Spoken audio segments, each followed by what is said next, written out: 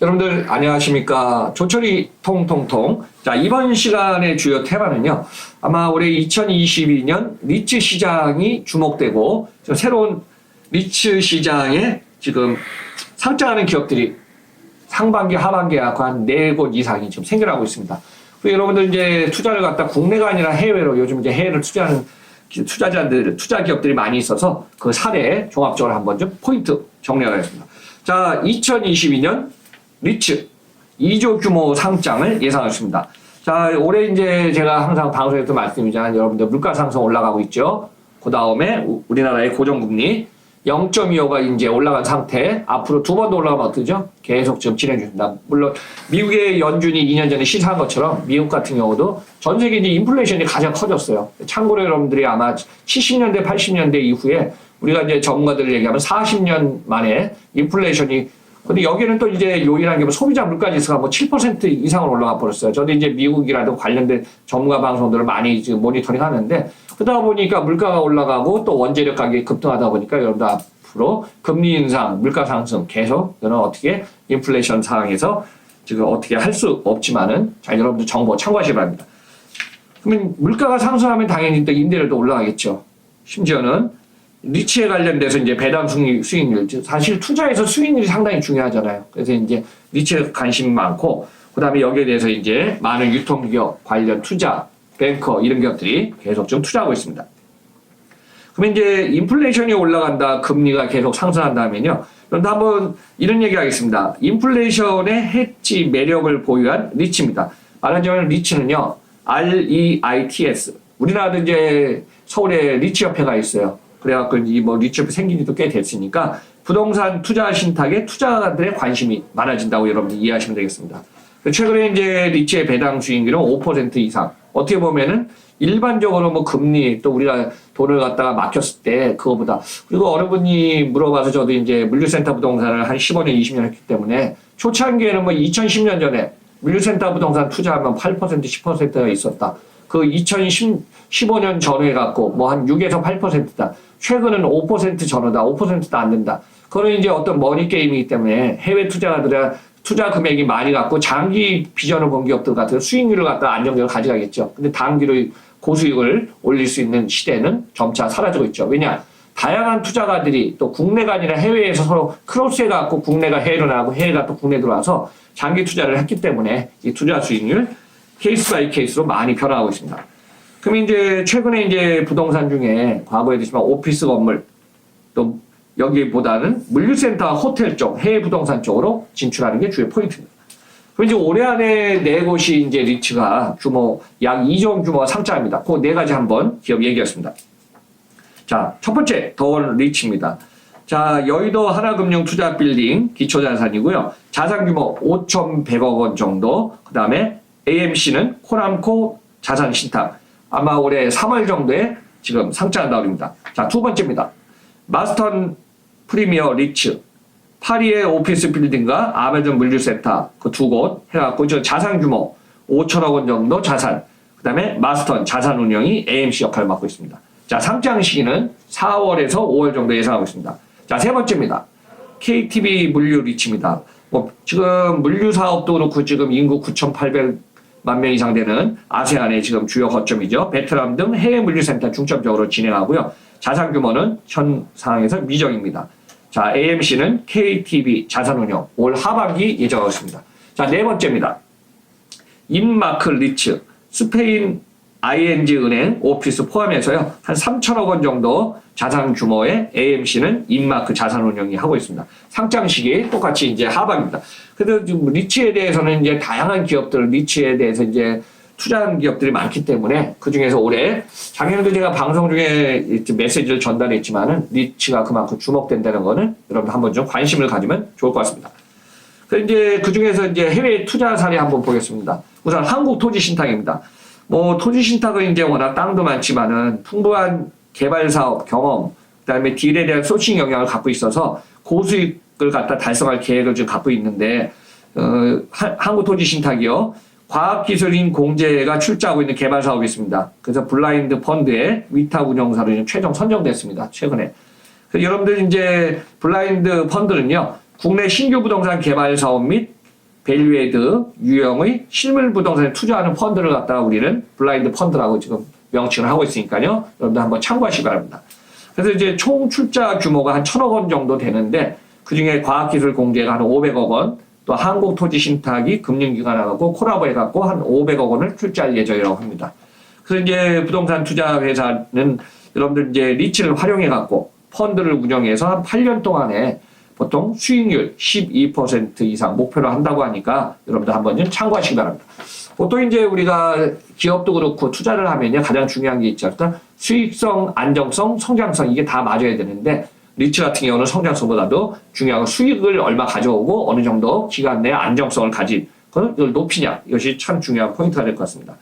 그래서 투자 대상은 주택, 오피스 빌딩 등 신규 개발 사업, 자산가치 상승이 가능한 실물 부동산 쪽으로 집중하고 있습니다. 참고로 이제 우리나라 리츠 시장은 20년 이상 됐는데요. 지금 한국토지신탁 자산관리 AMC 자산관리 회사로서 2001년에 진출했습니다. 그래서 지금까지 2016년 화성장안 물류센터 K1 제6호 리츠, 2017년 천안두전, 천안역 옆에 이제 두정역이라고 있습니다. 천안두정 공동주택 K1 제7호 리츠 등 계속 진행하고 있고요. 최근 작년 2021년에는 이천국제물류센터 K1 제13호 리츠, 판교 H스퀘어 오피스 K1 제15 리츠를 계속 지금 진행 중에 있습니다. 그래서 아마 2021년 3분기 우리가 이제 투자의 누적 실적이라고 그러죠. 6.2조 원 규모의 자산을 운영하고 있는 회사들입니다. 그래서 최근에 이제 자산 운영 규모도 커지고 거의 자산 운영에 관련한 리츠가 많아지고 있으니까 이 다양한 리츠 계속 진행 중일 것 같습니다. 자, 두 번째 사례는요. 한강에셋 대체 투자 전문 자산 운영사 하고 캐나다에 여러분들 뭐 캐나다 땅이 뭐 미국하고 똑같이 어느 정도 우리나라 땅이 100배거든요. 그래서 캐나다의 오타와에 있는 뭐 전 세계 이제 아마존 물류센터는 뭐 많이 근데 참고로 이렇게 하겠습니다. 아마존이 2000년 지나서 전 세계 주요 선진국에 이제 진출했는데 그중에 대표적인 나라 한번 얘기했습니다. 자, 2000년 전후에서 일본, 미국에 있는 캐나다, 또 우리 이제 호주, 영국 관련해 갖고 많은 선진국들의 아마존은 전 세계 한 14개, 15개 지금 국가에 진출해 있습니다. 그래서 지금 이 아마존 물류 풀필멘트 센터에 진출하고 있고요. 사모펀드를 조성해서 지분율 70% 확보. 또 2020년에 마스터 리스 계약해갖고 연 7% 안정 수익 구조를 좀 만들었고요. 여기에는 키움증권 펀드 수익 증권 인수한 후에 기간 투자가에 매각할 계획이라고 합니다. 자, 참고로 2022년 올해 1월 10일 날이요. 한강에셋이 키움증권과 같이 지금 이거를 갖다가 캐나다 오타와 아마존 물류센터 지금 인수 진행 중에 있어갖고요. 한번 규모 정도 보겠습니다. 8,200평 규모 5층 건물에요. 2021년 8월에 준공해갖고 지금 작년 9월부터 이걸 갖다 인수했는데 20년간 장기 임차 마스터리스에서 사용하기로 되었습니다. 그러니까 물류센터 여러분들이 이제 많이 관심 갖고 있지만요. 물류센터 국내에는 보면은 과거에 뭐 3년 계약했던 것 있지만 요즘은 입지라든가 위치가 좋으면요. 보통 이제 5년 이상 계약하고 있고 허브 거점으로서 이제 자기가 자사가 아니라 임대를 쓸 때는요. 많게는 여기에서 이제 마스터 리스를 해갖고 앙카가 돼갖고 10년 이상 쓰는 그 물류센터의 어떤 계약도 많이 지금 딜을 하고 있습니다. 그래서 이제 한강에셋 전체 운영 자산은 약 4조 원 규모의 운영 자산을 갖고 있습니다. 그래서 부동산 투자회사 리츠, 자산관리회사 AMC의 겸업을 지금 본인가를 받은 상태 진행 중에 있습니다. 자, 그 다음 사례는요, 여러분들 아마 이랜드 그룹 하면은 모르신 분은 없을 거예요. 근데 이랜드가 워낙 뭐 중국 시장도 많이 들어갔다 성공 실패 막 우여곡절 많지만은 이랜드가 최근에 중국의 일기 물류센터를 2,600억 원에 매각했습니다. 최근입니다. 그래서 이제 상하이의 일기 물류센터 지분 100%, 중국의 핑안보험과 신이그룹에 매각해갔고요. 지금 최근에는 2기를 맞춘 자동화 서비스를 갖춘 2기 센터에 지금 매각하면 우리 또 이제 진행하는 건 계속 돈을 투자 수익을 높여야 되니까요. 진행을 해야 됩니다. 그래서 지금 현금을 확보하고 부채의 비율을 낮춰서 재무 구조형. 아마 여러분들 많이 들어보셨을 거예요. 우리가 이제 캐시플로도 좋아야 되고 유동성 자금이 있고 부채 비율을 많이 낮추는 게 너무 중요하거든요. 부채 비율이 높다 보면 결국은 우리가 이제 PF라도 많이 투자했을 때 기업이 이제 잘 나가다 어때요? 발목 잡히면 이제 더 이상 사업을 진행 못 하려면 갖고 있는 물건도 다 뺏겨요. 근데 가치도 또 저평가 받아요. 그러니까 이제 경영다학과 사업다학과도 이제 이거를 밸런스 있게 하는 것도 중요한 포인트라고 여러분들 한번 보시기 바랍니다. 그래서 이제 상하이 1호 물류센터 100% 지분을 약 13억 7,500만 위안, 약 2,600원에 매각을 완료했고요.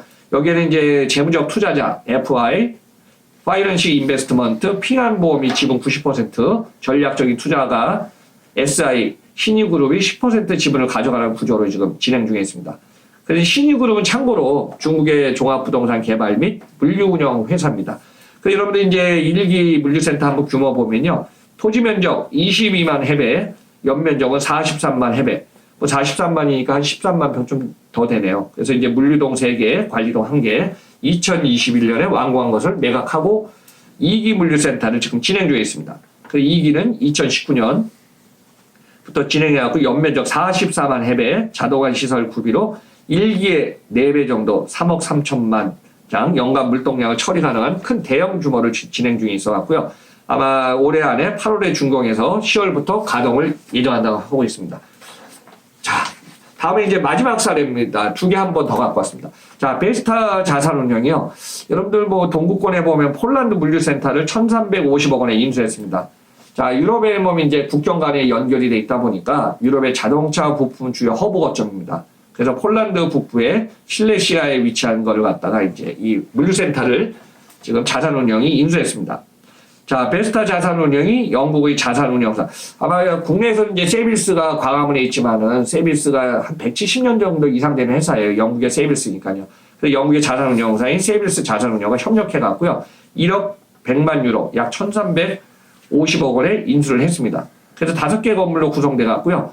9만 해배, 약 3만 평이네요. 임차인은 프랑스 자동차 부품 기업인 발레오, 독일의 전기자사, 지멘스의 합작사와 전기차 용품 생산, 물류시설로 임차 사용하고 있습니다. 그래서 이제 체코와 슬로바키아 국경에 위치한 폴란드의 이제 북부에 있는 실레시아 인근에 비엘스코비아와 함께 유럽 자동차 부품 생산, 유통의 주요 허브 거점에 위치한 곳을 갖다 인수했습니다.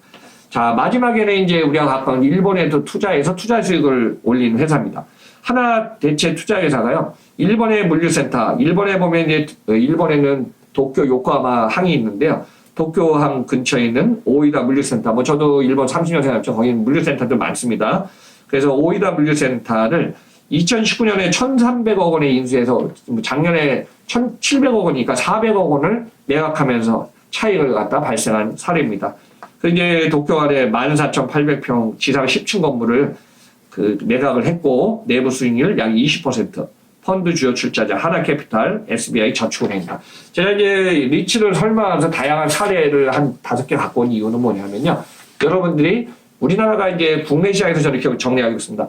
자, 우리나라는 앞으로 10년 안에 인구를 줄어들고 국내 시장에서 모든 비즈니스가 수출 수입의 의존도가 높고요. 작년에 이제 수출 6천억 달러 이상 수입도 뭐 해갖고 1조 2천 이상의 경상수지를 냈고 올해도 아마 그런 가능성 비슷하드가 조금 더 이제 올라갈 걸로 예상하고 있습니다. 그래서 우리나라 수출 수입을 하고 해외에 있는 유럽, 미국, 뭐 아세안, 뭐 한중일 관련해 갖고 국내외 거점, 주요 거점들에 우리나라가 이제 물류센터에도 투자하고 매각, 매수하면서 다양한 사업이 더 많아질 걸로 보고 있습니다. 그래서 투자 수익의 기회는 국내가 아니라 해외 쪽도 많이 있으니까요.